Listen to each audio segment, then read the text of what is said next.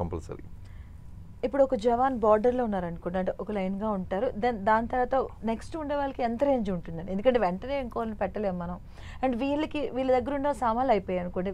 ఆ టైంలో ఎలా సప్లై చేస్తారు వీళ్ళు? వీటిని బంకర్స్‌లో ఉంటామండి మేము. మేము ఉండేటువంటిది ఏంటి అంటే బంకర్స్ అండి.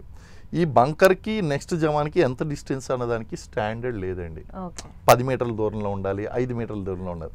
మేము దీన్ని ఎలా కవర్ చేస్తామంటే లైన్ ఆఫ్ ఫైర్ అంటామండి. ఒక ఫైర్ అండి.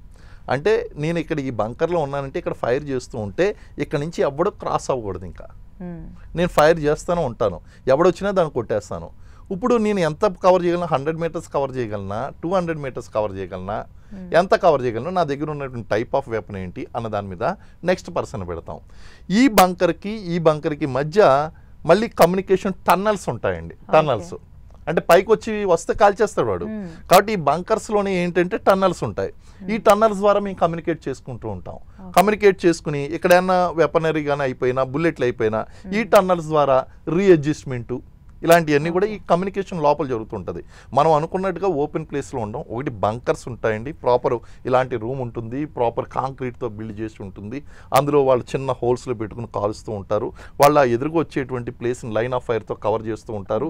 ఈ బంకర్కి మధ్య టన్నల్స్ ఉంటాయి. టన్నల్స్లో కమ్యూనికేట్ అవుతూ ఉంటారు. అలాగే బంకర్స్కి మధ్య కమ్యూనికేషన్ ఉంటుంది. టెలిఫోన్ లైన్స్ వాటిలో మాట్లాడుకుంటూ ఉంటాము.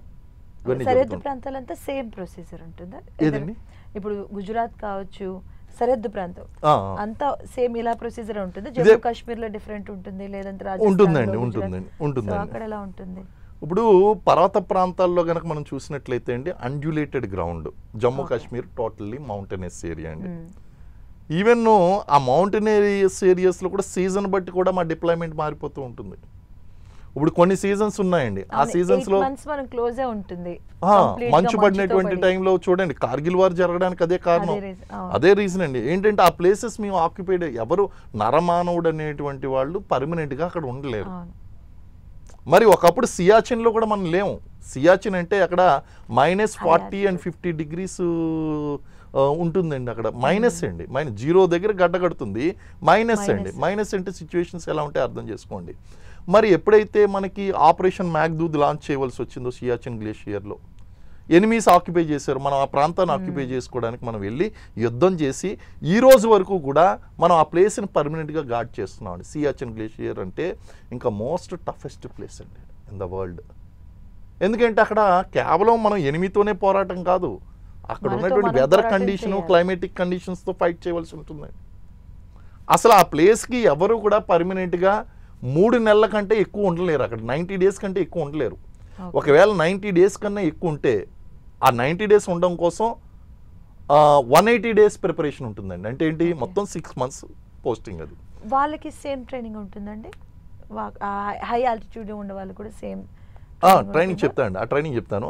ఇది 180 days అండి. ఆ ట్రైనింగ్ ఎలా ఉంటుందంటే, ఈ 180 days అన్నాను కదా, ఈ 180 daysలో ఎలా జరుగుతుంది అంటే, మొదటి 3 నెలలు కూడా వీళ్ళని ఏం చేస్తారంటే 500 meters ఎత్తులో కొన్ని రోజులు, 1000 meters ఎత్తులో కొన్ని రోజులు, 2000 meters ఎత్తులో కొన్ని రోజులు బాడీని అకామిలేటైజ్ చేస్తూ ఉంటారు. మీరు కొన్ని వీడియోస్ చూశారు, అక్కడ హిమాలయాల్లో ఉన్నటువంటి సాధువులు బట్టలు లేకుండా వాళ్ళు స్నానం చేస్తున్నారు అనేటువంటి ఫొటోస్ మీరు చూశారు. ఎలాగ వాళ్ళు అనేటువంటి చూస్తే, అంటే అక్కడ మనం ఇన్ని బట్టలు వేసుకున్నా ఉండలేము, వాళ్ళు ఎలా బట్టలు లేకుండా సాధువులు ధ్యానంలో ఉంటున్నారు అంటే అకామిలేటైజ్ అంటారు దాన్ని. అంటే వాతావరణానికి అనుగుణంగా బాడీని అలవాటు చేయడం. సో ఇలాగ ఏం చేస్తారంటే, ఒక వారం ఇక్కడ బేస్ క్యాంపులు ఉంటాయండి. అలా హైట్స్ పెంచుకుంటూ అప్పుడు అక్కడ మనం ఆ యొక్క 6000 meters 5000 meters హైట్లో ఉన్నటువంటి సియాచిన్ గ్లేషియర్లో ఉన్నటువంటి దగ్గర 90 days ఉంటాడు. 90 days తర్వాత కనుక ఉన్నట్టయితే మెమరీ లాస్ వస్తుందండి. అక్కడ అల్జీమర్స్ లాంటి ప్రాబ్లమ్స్ వస్తాయండి.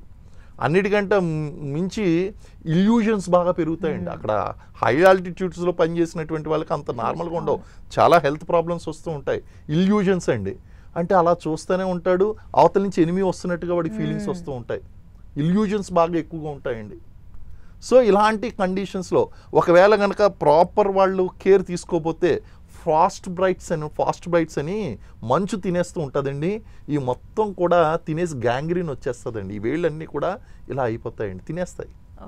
కాళ్ళు అలా, చేతులు కాళ్ళు వేళ్ళు పాడైపోయినట్టు. ఎందుకంటే సరిగ్గా శుభ్రం చేసుకోకపోయినా, సరిగ్గా డిసిప్లిన్ పాటించకపోయినా.